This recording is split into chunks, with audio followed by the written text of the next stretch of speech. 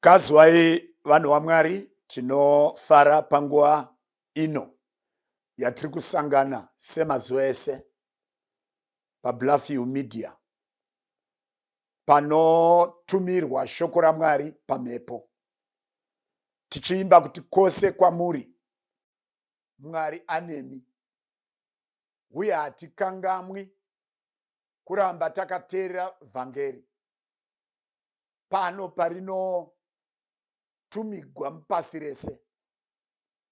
Ndichivimba nekutenda kuti hamukanganiwo zvekare kudaidza hama neshamwari nekuvapa malingi kuti vese vagone kuteerera shoko raMwari. Pazuva ranhasi tiri kutarisa shoko raMwari pamusoro wenyaya unoti mvura yakabva mutemberi. Ndo nyaya yatoda kutarisa panguva ino, muchiziva mese kuti mvura upenyu. Chero Mwari pavakatanga kusika nyika, chekutanga chakasikwa zvimwe zvese kusina, yakanga iri mvura. Vaimbi vanoimbawo ndinoda mvura, mvura mhenyu, mvura inokosha. Tiri kutarisa pabhuku yamuprofita Ezekiel chapter 47. Tichaverenga vhesi 1 to 8 nevhesi ya12. Vhesi ya1: zvino wakandidzosera kumukova weimba, ndikaona mvura zhinji ichibuda pasi pechikumbaridzo cheimba kurutivi rwamabvazuva, nokuti imba yakanga yakatarira kurutivi rwamabvazuva nechemberi kwayo. Mvura yakarera ichibva nechapasi kurutivi rworudyi rweimba, kurutivi rwezasi rwearitari. Zvino akandibudisa nenzira yesuo rokurutivi rwokumusoro, akapota nekunze nenzira yesuo rakanga rakatarira kurutivi rwezasi. Zvinotarira mvura zhinji yakanga ichibuda kurutivi rworudyi. Zvino murume uyo wakati achibudira kurutivi rwamabvazuva aino rwonzi muruoko rwake, akayera makubiti ane churu chimwe, akandiyambusa nomumvura. Mvura ikasvika kuzviziso zvamakumbo. Zvino akayerazve makubiti ane churu chimwe, akandiyambusa nomumvura. Mvura ikasvikira kumabvi. Akayerazve makubiti ane churu chimwe, akandiyambusa nomumvura. Mvura ikasvikira kuchivuno. Shure kwaizvozvo akayera makubiti ane churu chimwe. Zvino rwakanga rwava rwizi rwandakakoniwa kuyambuka, nokuti mvura yakanga yakwirira, yava mvura mungashambira munhu, ruri rwizi rusingabviri kuyambukwa. Vhesi ya6: akati kwandiri, mwanakomana wemunhu, wavona chinhu ichi here? Zvino akaenda neni akandidzosera kumhenderekedzo yerwizi. Ndakati ndadzoka, ndikaona pamhenderekedzo yerwizi miti mizhinji kwazvo, vuno nemhiri. Vhesi ya8: zvino akati kwandiri, mvura iyi zhinji inobuda ichienda kunyika iri kumabvazuva, ichaerera kusvikira Arabha, ndokuenda kurutivi rwegungwa. Zvino ichandodira mugungwa kuti mvura iporeswe. Vhesi ya12: parwizi pamhenderekedzo dzarwo, vuno nemhiri, pakamera miti yamarudzi ose inodyiwa, isingaomi mashizha ayo, uye isingashayiwi zvibereko zvayo. Ichabereka zvibereko zvitsva mwedzi mumwe nomumwe, nokuti mvura yarwo inobuda panzvimbo tsvene. zvibereko zvayo zvichava zvokudya namashizha ayo achaporesa. Mwari wakomborere kurengwa kweshoko. Panapa tiri kudzidza mukati meshoko raMwari. Ezekiel achitorewa nemutumwa. Mutumwa akaenda naye kutemberi. Temberi yakanga yakatarisa kumabvazuva, ndokwa kuine mukova, asi kumusoro kana kuti kunorthern side kwakuine suo ikoko zvekare. Bhaibheri kuti iro akamuburitsa nedhoo nesuo rekunorthern side, vakapoterera kuenda saidi ramabvazuva. Vasvika ikoko, akanga aine tape measure, akaona mvura ichierera, zvikanzi yambuka. Ayambuka, hanzi mvura yakasvika pazviziso. Iye aingoera, achiera. Paaiera makubiti ane churu, anogona kusvika kuma 1700 feet. Aiera, iye oyambuka. Ona kuti mvura iri kukwira, saka pekutanga yaiye muzviziso, muma ankles. Nobva aera futi. Distance kubva kutembere uchibuda, ndokwaaindoerera ikoko. Aera, heyo yamabvi. Oera, zvonzi yambuka, heyo yamuchiuno. Oera, zvonzi yambuka, yakanga yapachifuva. Oera, zvikanzi rwakanga rwarwizi rwandakakoniwa kuyambuka. Pane zvatoda kutarisa mukati mekudzidza nyaya iyi. Chinhu chakajeka ndechekuti mvura yakatanga iri shoma, yakapedzira rwarwizi, yainanga kugungwa. Ndozvatadzidza. Chimwe chataona, yaibva pasi pearita. Iya arita yaita zvokupisira zvipiriso. Munozviziva kuti munhoroondo yesanctuary hapana gwizi gwaibuda munzvimbo iyoyo. Paaritari yaitawo nzvimbo yemoto, paitopiriswa zvipiriso. Asi panapa pari kutsanangura kuti akaona mvura, saka zviri pachena. Bhaibheri rofanira kuti tsanangura kuti mvura ichi ndo pane nyaya yedu. Chimwe chatiri kuona, yabuda mutemberi, yainda mupasi rese kusvika kugungwa, yapinda mukati megungwa. Mvura iyi yairapa nekuporesa. Mvura iyi yaifamba. Zvoda kuonekwa izvozvo.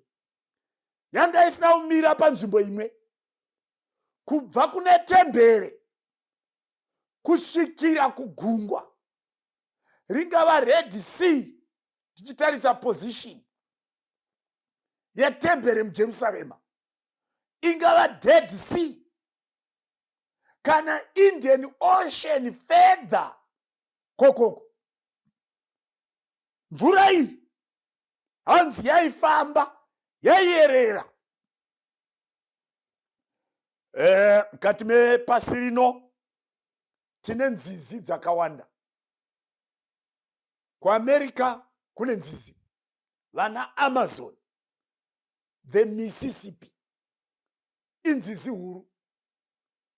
KuEurope kune nzizi, the Danube River, inokrosa nyika dzingasvika 10. KuAsia kune nzizi, the Ganges, the Yangtze yekuChina. Dziriko nzizi dzakakura kudaro. great rivers kuIndia dzinotanga mumahimalaya mountains. KuAfrica kune nzizi. 2 or 3 great rivers of Africa. The Zambezi, the Nile River, where the Congo River. Nile River is one of the longest rivers in the world. Dzese idzi nzizi dzine zvimwe zviri madziri zvinokoshera upenyu, even economy yenyika. Munoziva Middle East kune the Tigris and the Euphrates. The Tigris and the Euphrates dzinoti iri uku pakati panonzi the Fertile Crescendo paMesopotamia, panevhu rakaorera. Munoziva the Tower of Babel, pakaunganira vanhu vakatanga kugara kusvikira Mwari avamwaradzira pasi rese. Marivers ane masignificance awo, agriculture being the first. Mamwe marivers anozova very important for tourism, achigadzira economy dzenyika. Vana Zambezi yakagadzira the Victoria Falls. Pasi rese rinoungana muZimbabwe kuzoona the one of the wonders of the world, the Amazon, South America. Great river for tourism. Mamwe marivers anogadzira magorges, anogadzira mvura inoita magetsi, tolaita the whole continent, the whole world. Inzizi dzepasi rino, even the river Jordan, it's also a tourist river, an archaeological river. Vazhinji vanoenda kuMiddle East, kuPalestine kunoona the river Jordan, kuti zvinorehwa neBhaibheri ive chokwadi. Jesu akabhabhatidzirwa apa, vana vaIsraeri vakakrosa apa vachipinda munyika yeKenani. Pakawanda Eria wakakrosa nepapa akuenda kudenga. Pakawanda they become tourist sites.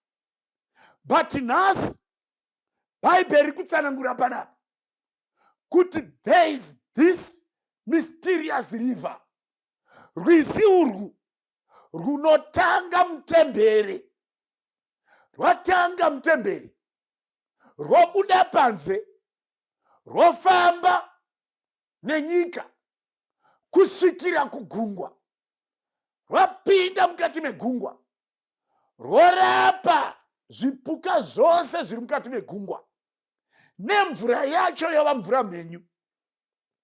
Bhaibheri kuti iro kumativi erwizi kwakamera miti yakanga isingaomi mashizha, kureva kuti yairarama nokusingaperi.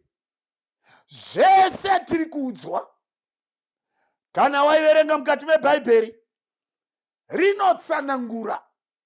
Pana Genesis chapter 2 tinowana yatingati the first river pakusika kwaMwari. Verse ya 10 inotiyo muEden mukabuda rwizi kuzodiridza munda uyo, rukaparadzana ipapo dzikaita hova 4. Saka mukati meBhaibheri rwizi rwekutanga rwatotanga kudzidziswa rwakabva muGarden of Eden. MuGarden of Eden rwaibva pamuti woupenyu, ndopa rwaibva, rwofamba dzoparadzana dzoita hova ina. Isu zvatotoziva ndezvekuti tuma streams tudiki tunokombaina yoita one river, sekuti the Sabi River mukati meZimbabwe, Save runodavana Odzi, runodavana Mucheke, runodavana Mwerari, dzese dzinopinda muna Save ozoenda kugungwa ya one river. But rwizi rwataverenga pana Genesis chapter 2 verse ya 10 rukutsanangura kuti iko rwakatanga rwuri 1 rodivhaita dzoita 4, zvikanzi ndonzizi dzaidiridza the Garden of Eden. And the Bible rinobva rati mukati menzizi idzi maiwanikwa pure gold, maive nemadiamond nemaprecious stones akanga arimo, zvichitsanangura kuti the Garden of Eden yanga iripo kusvika nhasi. NeGarden of Eden bedzi Mwari wakanga akagadzirira Adam and Eve a permanent economy isingaperi, isingapyi, isina inflation, isina liquidation. Gold raivepo, ma-precious stones, ma-diamonds aivepo, avaita zvokunonga namaoko, wenda unoshandisa sekudiwa kwazvo, zvichibva pamuti woupenyu, kureva kuti mvura yacho wese ainwa mvura iyoyo aizorarama, airapika. Saka ndo patotanga kusangana nemhando yerwizi rune mvura inonzi inorapa, inopa upenyu. Ukaverenga zvekare mukati meBhaibheri pabhuku raJoshua chapter 15 verse ya 9 inoti panapa, muganho ndokutarwa kubva pamusoro pegomo kusvikira kutsime remvura yeNeftoa, ndokuguma pamaguta pagomo reEfroni. Zvino muganho ndokutarwa kusvikira Bhara, ndiro Kiriat Jearim. Pfungwa yatoda inoti muganho waIsraeri wakatarwa kubva pamusoro pegomo kusvikira patsime remvura yeNeftoa. Chirungu chinoti chitubu cheNeftoa, kana kuti the springs of Neftoa. Ndo matsananguro achinoita pakanga pasingapyi, paive nechitubu pamazuva aJoshua.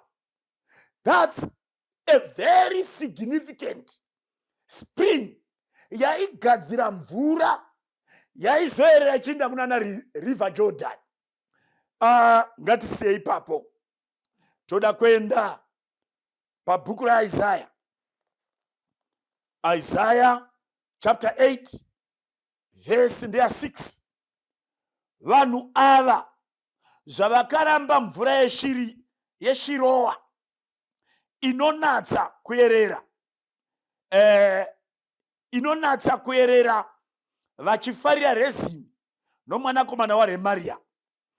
Pfungwa yatiri kuda iri kuti iyo vanhu ava, vanhu vaJudha, vakaramba mvura yeshiroa, the waters of Shiloh, the waters of Shiloh, ndo yavakaramba. The spring, the waters of Shiloh, ndo paya patsime raSiloam Jesu paakarapira mumwe murume akanga ari bofu, uya waakakanyira mavhu, akadzura maziso ake, akanzi enda unogeza patsime raSiloam.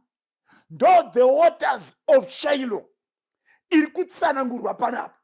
Sekuona kwauri kuita ndeimwe mvura inowanikwa mukati meBhaibheri yairapa. Jesu anoti enda unogeza nemvura iyoyo mavhu andaisa pauri. Aenda ikoko ageza. Bhaibheri rinoti iro akatanga kuona. Akatanga kuona. Patiri kudzidza Bhaibheri zviri pachena, tinogona kutova nezvitubu namatsime nenzizi dzakawanda. Very significant.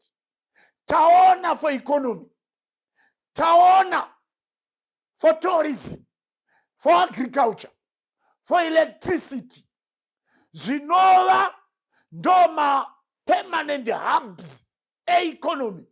Zvimwe zvese mungabvisa. Hamugoni kubvisa tourism, hamugoni kubvisa magetsi, hamugoni kubvisa agriculture. Izvi zviri kunzi neBhaibheri ma-great contributors to these economic areas or zones. Nzizi panapa tadzidzawo kuti not only for economy but for the healing, kurapwa nekuporeswa. Waizviziva here kuti chimwe chezvinopinda mudumbu chiri chikafu choita mushonga imvura yaunonwa? Water very important kugara uchinwa, nekuti inogadzira utano, inosuka tsvina mukati memuviri, yogadzira ganda idzva, yogadzira ropa panofamba noupenyu mukati memuviri wako. Uchiziva zvekare kuti muviri wemunhu it's an ecosystem pachawo. Muviri wemunhu it's an ecosystem yakazvimiririra. Mune ma-industries mumuviri wako akawanda. Kune ma-industries anongodhira netechnology chete musoro mako. The brain system, the mental system, inofunga, yo connector, the whole world, the communication industry irimo mukati memuviri mako.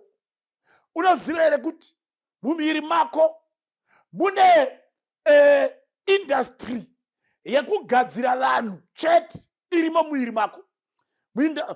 Mumuviri mako mune industry yefood, yekumanufacture nekupeka food, ichiseparata manutrients achienda kwawo, zvinorashwa zvichirashwa.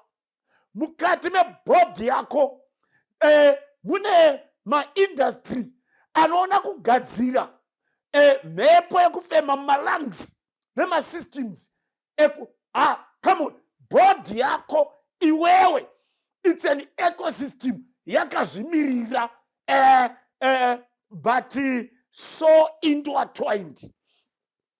So intertwined. Mune ma-technicians, mune ma-doctors, mune machii mukati memuviri wako anodhila nebhodhi yako. But the critical element mukati me-this ecosystem iri bhodhi yako imvura. Imvura. Saka vachitiudza kuti bhodhi yemunhu i70% mvura. Zvimwe zvese ndo mabhonzo nemarunda nenyama nei. But the rest is water. Ukatarisawo pano pasi, the Atlantic Ocean, the Indian Ocean, the Pacific Ocean, the Mediterranean Sea. Tozotaura many lakes and dams and the rivers. Zvese izvi imvura. Iyo nyika yakagara pamusoro pemvura. Makomo, ivhu nemiti. Pasi apa imvura chete.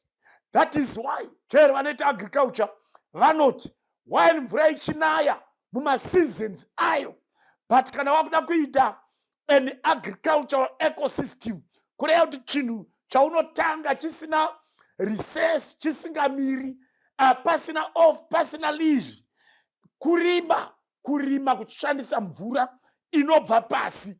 That is how water is important mukunaka nekudzama kwayo. Saka paunoimwa, it's also iri kuita nekugadzira utano neupenyu mauri.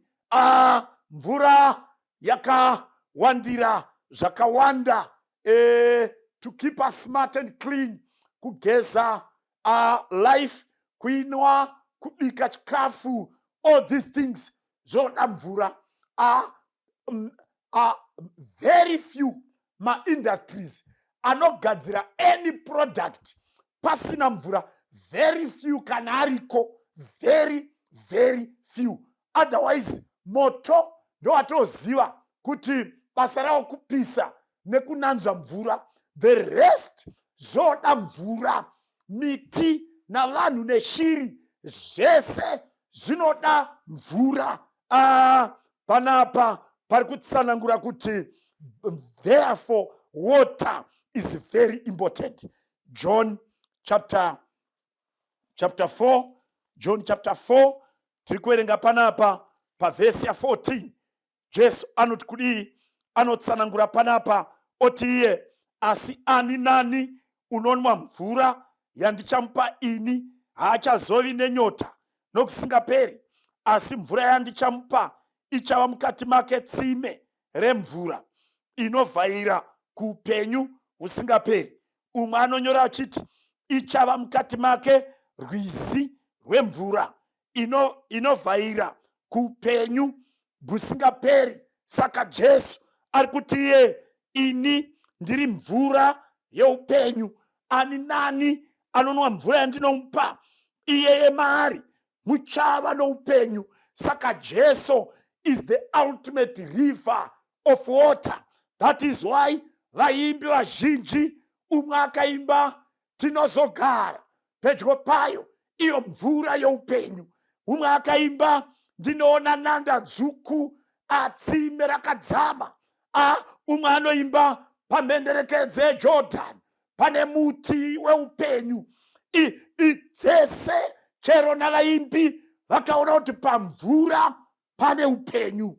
Kana tiri kuerenga mukati mebhaibheri, rwizi rwatadzidza rwune zvinhu zvatoda kutarisa panapa. Rwakatanga muJerusarema pasi pealtar. Rwakatanga muJerusarema pasi pealtar. Jerusalem is the center of religion.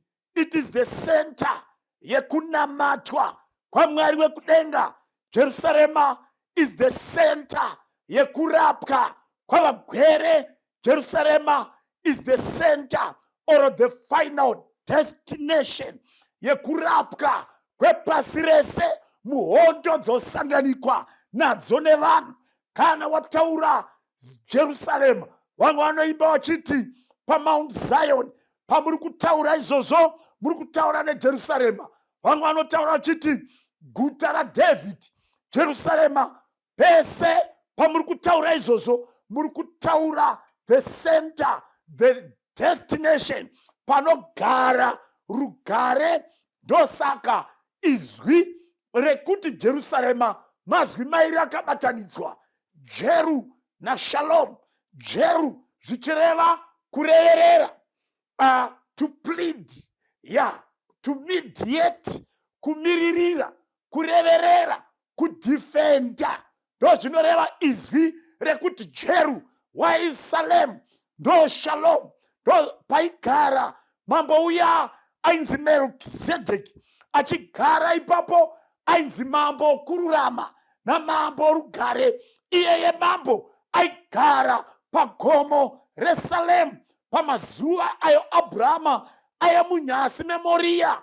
Melkizedeki aigara paMount Zion, paJerusalem, paMount Salem. Ndo paigara. Ndo rakazova guta raDavid.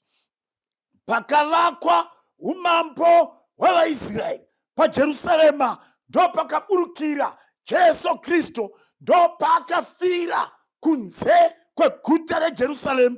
Ndo paakafira paKalvari, kakomo kari pamusoro peJerusalem, pamusoro pegomo reMount Zion. Inzwa munhu waMwari, mvura iyi yakabuda not only patembere iri muJerusarema, yaibuda pasi pealtar, pasi pearitari, sekutaura kwataita. Altar yekupisira zvipiriso, altar yekupisira zvipiriso ndiyo altar inomirira muchinjiko waJesu Kristo, ndiyo altar inomirira kuurayiwa kwaJesu Kristo, kwegwayana kwete rabva mumatanga evanhu, asi gwayana raMwari rinobvisa zvivi zvenyika zvakaitika paMount Calvary. Ndo paive ne-the altar of burnt offering paMount Calvary, paGolgotha, pamuchinjiko waishe wedu Jesu Kristo.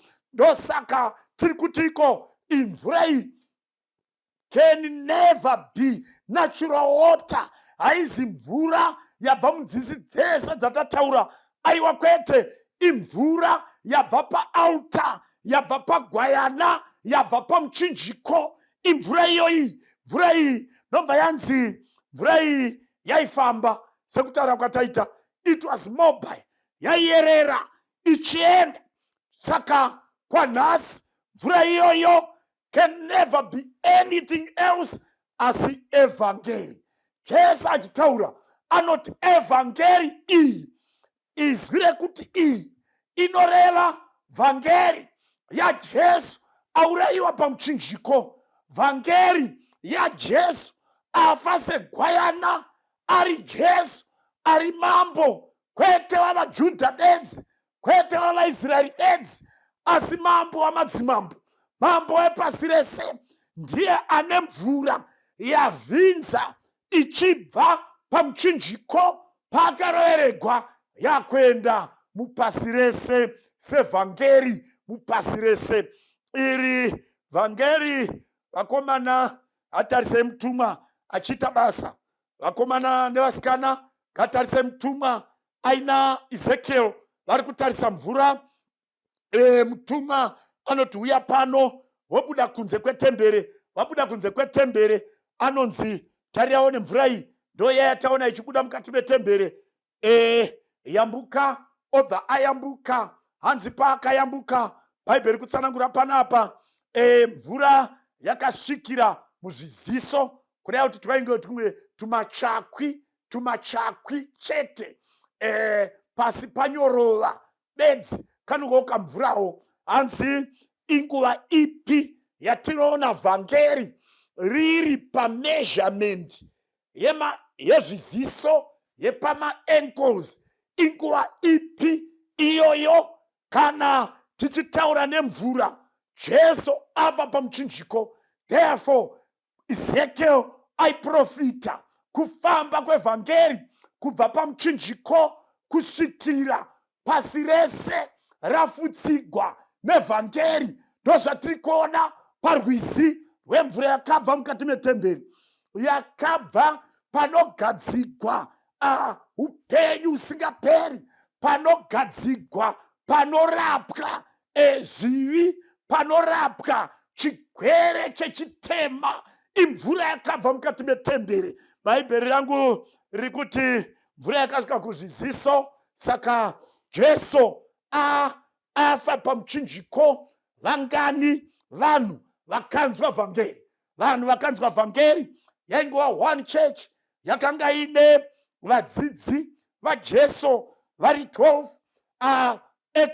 Luke achinyora anoti there were 120 varume nevakadzi.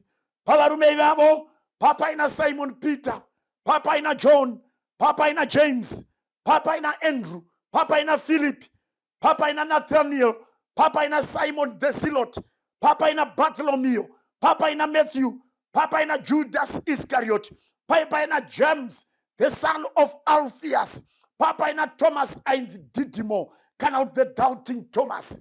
Vana Mark vakanga varipo, vana Luke vakanga varipo, madzimai vana Mary mai vaJesu, Mary Magdalene, vana Susan vakanga varipo. Panguva iyoyo mvura yakanga iri pazviziso. Tinoona pazuva repentecost. Pazuva repentecost, Peter achisimuka paine one church, only one church. The whole world yaiwanikwa only in Jerusalem, only in Jerusalem. Kwakusina church in America, kwakusina church in Europe, kwakusina church in Asia, kwakusina church in Africa. There was one church yaiwanikwa only pa Middle East, church yaiwanikwa only pa Jerusalem. Pa azuva repentecost, Peter anosimuka oparidza. Aparidza, mvura yakatanga kuwedzera. Bhaibheri rinoti iro akaparidzira varume vakanga vauya kupassover, varume navakadzi vakanga vauya kumutambo wepassover, vaibva pasi pese kwedenga, vaibva kuPathia, vaibva kuMidhia, varume navakadzi vaibva kuElam, vaibva Mesopotamia, vaibva Judhea, vanhu vaibva kuLibya, vaibva kuRini, vaibva kuRome, vaibva Cappadocia, vaibva kuPontus, varume vaibva kuAsia, vaibva kuFrigia, vaibva kuEgypt. Vese in the early 2000s vakanga vagara paJerusarema pamutambo wePaseka, pamutambo wePassover. Vese including muranda waCandace akanga auya paPassover. Vese vakanga vauya vanhu ava vakanzwa vhangeri vakaenda naro kunyika dzokwavo. Those were the seeds. Mvura yakanga yakuwedzera ichikwira kubva pamaangles yakuenda yakananga kumabvi, apo Ezekiel ai krosa rwizi. Munoziva kutiko vhangeri rakatanga kupararira. Jesu akadaidza murume Saul of Tarsus, akazochinjwa akava Paul the great evangelist.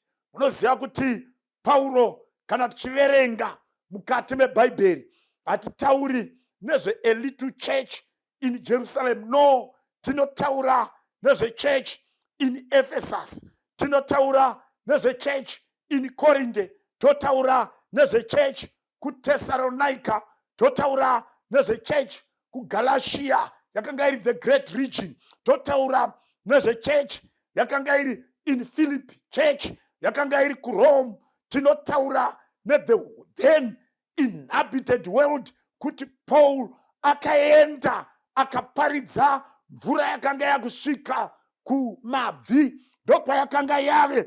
But munoziva Simon Peter na Paul ivavo vakafira kuRome vachida kuti vhangeri rifutsire Europe. Yes, patime iyoyo America yanga isina vanhu vanga vari Middle East and Africa, the middle of Africa and northern of Africa. Then Bantu migration yakazounza vanhu down to southern Africa. But vhangeri patime madisciples yakanga yasvika kuma almost all inhabited continents of the time. Mvura yakanga yava pamabvi, pamanis, ndopapa ane mvura. But vhangeri persecution yakatanga the Roman Empire pama days ema disciples. Persecution yakauraya vana Peter, yakauraya vana Paul. Persecution yakauraya ma disciples a Jesu Kristo, yakauraya ma followers a Jesu, wana Polycarp, and the many people who were massacred, the martyrs of the blood of Jesus. Persecution iyoyo yakaita grow stronger, ikamera ikakura rikava sango rezvikara mukati mepasi rino, rakatanga kuda kudya evhangeri, struggled the gospel, rakatanga according to zvakazarugwa chapter 6 verse 1. Inotiyo ndakaona bhiza jena neyo akanga ari pamusoro paro, akanga aine nguo chena, aine the bow, aine uta, achinda going conquering and to conquer. Bhaibheri rinotsanangura kuti iko raimirira vhangeri, but vhangeri rakasangana nezvikara zvemusango, rikasangana the carnivores of the world, rikada kudyiwa. Vhangeri rikaitwa usavi until the whole world was plunged into dark ages. Vhangeri rikararama muma mountains nema catacombs. The Coptic Church in Africa, the Waldenses in Asia, aya akava the centers mukati memakomo makararama. Vhangeri muchiziva kuti vana Paul nana Peter vakasiya Asia paAntioch, yava send out the gospel. Pa Europe, Rome, yava send out the gospel. Pa Africa, Alexandria, yava sender of the gospel. But Vhangeri raka unganigwa nechutsi chakafukidza pasi pakaita dark ages, kusvika Mwari amutsa vanhu mvura yakanga iri pamabvi, akamutsa vanhu, vana varume vamunoziva, vana Jerome, vana Huss, vana John Wycliffe, vana John Knox, vana Zwingli, vana Martin Luther, akamutsa vanhu, the stars of Reformation, the Protestant Reformation yakasimudza Vhangeri pasi pese pakaita earthquake. Europe ikatinhira. Very unfortunate. Could the voice of the reformers is now silent in the land. Panyika pakatanga Vhangeri ku Europe, pakutoda missionaries from Africa kunoparidzira vana mai nana baba vari ku Europe kuti vatende Jesu anouyazve. Hazvina kupera ipapo. That Protestant Reformation yakagadzira kuti Bhaibheri rakanga risawanikwi riwanikwe pasi rese. Rawanikwa pakaita maBible societies, vana London Missionary Society, vana the United Bible Society, and the many missionary ekuprinta Bible, aprinta Bible, pakagadzikwa mamissionaries ainda pasi rese neVhangeri nemhaka Protestant Reformation. Vhangeri raifanira kuenda mupasi rese. Sola scriptura, sola fide, sola gracia, tota scriptura, the Bible and the Bible alone. Pasi rese rikabvira, rabvira mamissionary anga asingatyi zvikara zvemusango, dyiwa neshumba kana kusangana nezvinoruma, rovambira dzomusango, vanga vasina basa nazvo, vakomana vanga vasingatyi ngwindi kana nyati kana mabhafalo emusango, vaibata Vhangeri vasingaiti zvokutamba naro. Vana Joseph Wolf akatendera Asia yose neEurope achiparidza nguva yakwana Jesu akuya. Robert Moffat achitevegwa nana David Livingstone vachipinda muAfrica kuigadzira mepu yekufambisa Vhangeri. Vana William Carey aiva mugadziri webhutsu akaenda as far as India. Vana Robert Morrison vakaenda muzvitsuwa zvePacific, vese vaifamba neVhangeri. Vana Roger Williams aine varume nevakadzi 100 muchikepe chainzi Mayflower, vakaenda kuAmerica on a muchikepe ichocho after mavoyages. Ana Christopher Columbus, ana Vasco da Gama, ana Captain Cook's journeys, ese akanga atsanangura mamiriro akaita pasi rino. Mwari akanga akuzarura pasi rose madoors enyika, akanga akudambugwa madoors ereligion, ezvitendero zveheathenism zvakanga zvakasunga pasi rese. Mwari akanga akudambura kuti vakasungwa varegedzwe, vakatapwa varegedzwe. Vhangeri rakanga rakuchifanira kubva kumabvi rakuenda kuchiuno. Mvura yakanga yakufanira kusvika kuchiuno. Ndopauya vana Anderson, vana Stunduved vakagadzira Solusi College inova iyo the mother of missions in Africa. Pasolus mission paigadzigwa madesert foxes, vakomana vaiti vakabata vhangeri chero kamusiya musango unowana pane chechi, ndovakagadzira Solusi college yazadza pasi rese navarume navakomana vanoti vakakoroka inorira yechimorokoto. Inzwa munhu waMwari, vhangeri rakanga rava kuchiuno, rakanga rava kuchiuno. Ikachisimuka ndo panozonzi pakatanga kuparidzwa vhangeri rengirozi nhatu, the 3 angels messages. Nhasi tiri kuparidza vhangeri pamhepo, whether uri kuAustralia kana America, kana uri kuEurope, kana uri kuAsia, pakati pamakomo. Foni yako inokuisa paBlaview Media.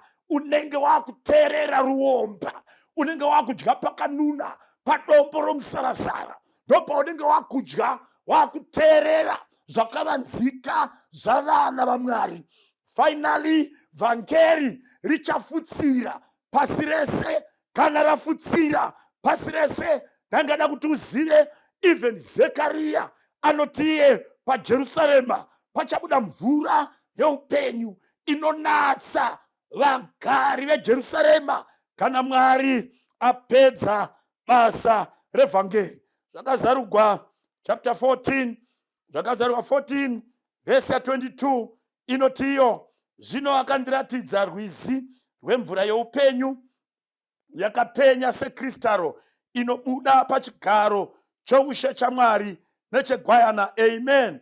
Pakati penzira yaro kumativi maviri orwizi kwakanga kune muti woupenyu unobereka zvibereko zvamarudzi ane 12, uchiita zvibereko zvaro mwedzi mumwe nomumwe, namashizha omuti aiva mushonga wokuporesa ndudzi. Pari wakomborere kuverengwa kweshoko. Kana tapedza basa iri, taungana paJerusarema, tichanonwa mvura inobva pachigaro choushe hwaMwari. Saka tiri kuti mvura yakabuda mukati metemberi inomirira vhangeri, inomirira Ishe wedu Jesu Kristu, inomirira zano roruponeso rofanira kuinda in every land and clime. Mupasi rino zvisina basa unogara kupi.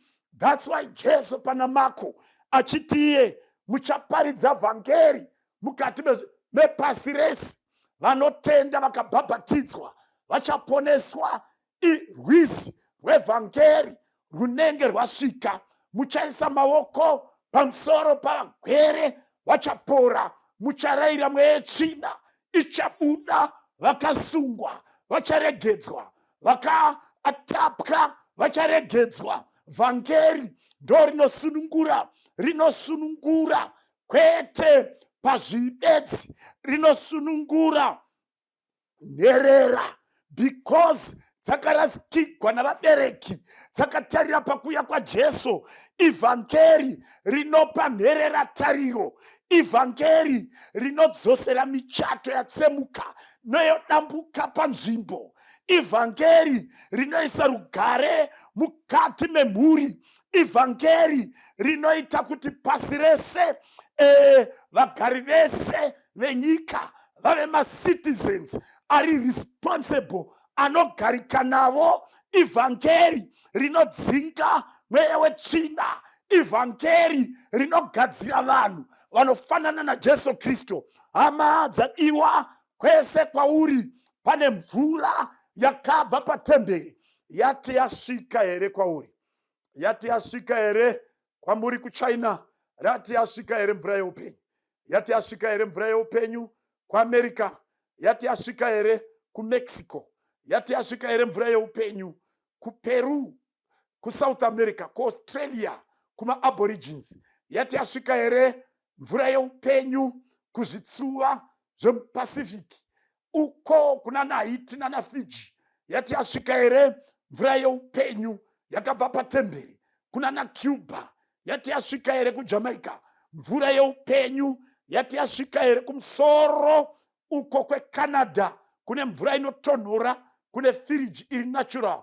yati yasvika here mvura yeupenyu kuRussia, kuMoscow? Yati yasvika here mvura yeupenyu? Mvura yasvika here kuHonto iri pakati peRussia and the European countries? Mvura yati yasvika here mvura yeupenyu? Yasvika here kuMediterranean Sea kune vavo vari paParis paFrance? Mvura yeupenyu yasvika here vari muVatican? Mvura yeupenyu yasvika here? Mvura yeupenyu yasvika here pari kurira pane moto unopisa paIran neIraq neIsrael? Mvura yeupenyu yati yasvika here? Kana yasvika, zivai chinhu 1 kwese chaunofanira kuita: tenda vhangeri rinounza the peace that surpasses all knowledge. Haizi United Nations ichagona nyika ino, haizi United Nations ichaunza rugare. Only the gospel ndo rine capacity rekuunza rugare. Ivhangeri bedzi risingatarisi maraces nematribes, risina nepotism. Ivhangeri iropa raJesu Kristu. Tera munhu waMwari, pese pauri inwa mvura yeupenyu. Gamuchira vhangeri, vhangeri reupenyu, vhangeri. Jesu akafa, Jesu akamuka. Jesu ndiye murevereri nemumiri wako ari kugadzira umambo. Jesu ari kudzoka kwechipiri. Mwari wakomborerei. Amen.